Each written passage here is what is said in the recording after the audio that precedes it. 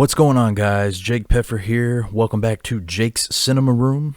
I am back with another movie review for you. Today I am going to be looking at the latest film from director David O. Russell, Amsterdam. Now, this is a movie that is basically pure Oscar bait.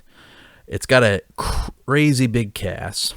It's got a director who has made some good movies in the past. He's been nominated for awards, and he typically likes to make movies like this.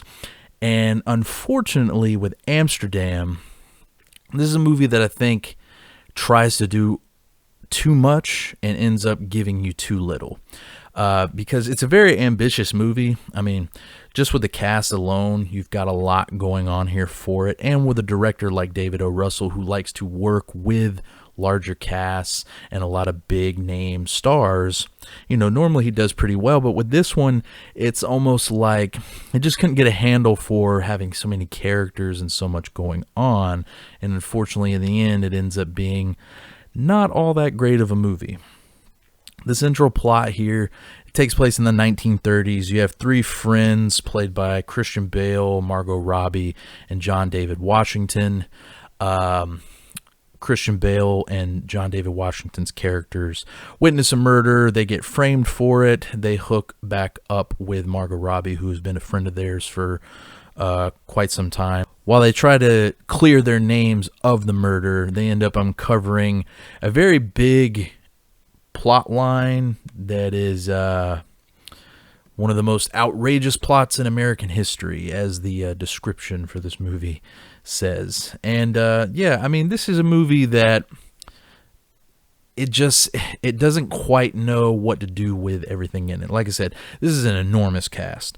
Not only do you have Christian Bale, Margot Robbie, and John David Washington, you also have Anya Taylor-Joy, Chris Rock, Michael Shannon, Mike Myers, Taylor Swift, Timothy Olyphant, Zoe Saldana, Rami Malek, Robert De Niro, and there's even a few more people who I didn't name as well. But that is, just those names alone tell you how big this cast is.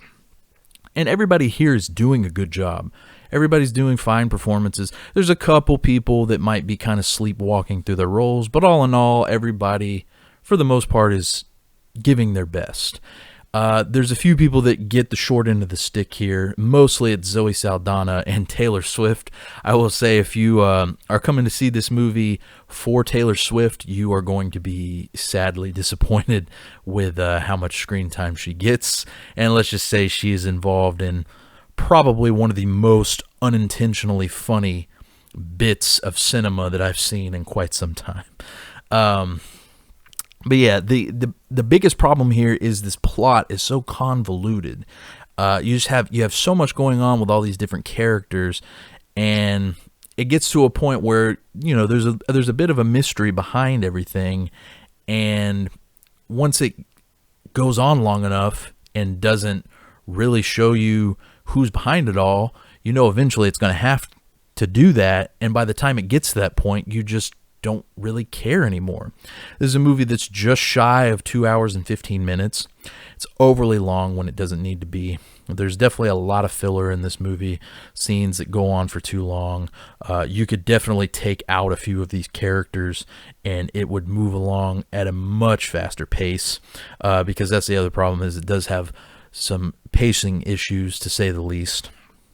But you try to focus maybe on, instead of 20 characters, break it down. Even if you brought it down to maybe just about 10 characters, it would probably work better. But you put your focus on maybe 5 total.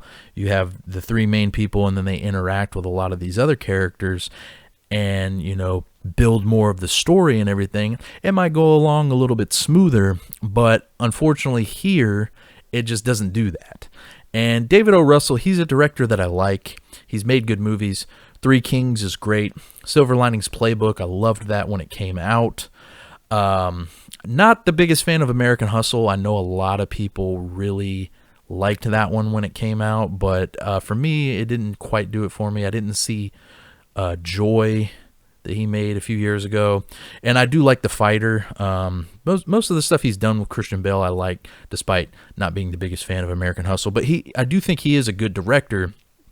I think, though, he's getting to a point in his career where he's starting to do these movies that he's setting up specifically for the award season, and he thinks, oh, if I shove all these different stars in the movie, everybody's going to come out and see it, and maybe I can slack off a little bit on making the movie tight-knit and good, and maybe people won't notice just because there's so many stars in it. And that's how this movie feels. It's like, hey, here's all these great actors. Come see this movie. The plot might not be all that great, but who cares? It's a bunch of familiar faces that you like, so come watch the movie. And unfortunately, that just doesn't make the movie entertaining.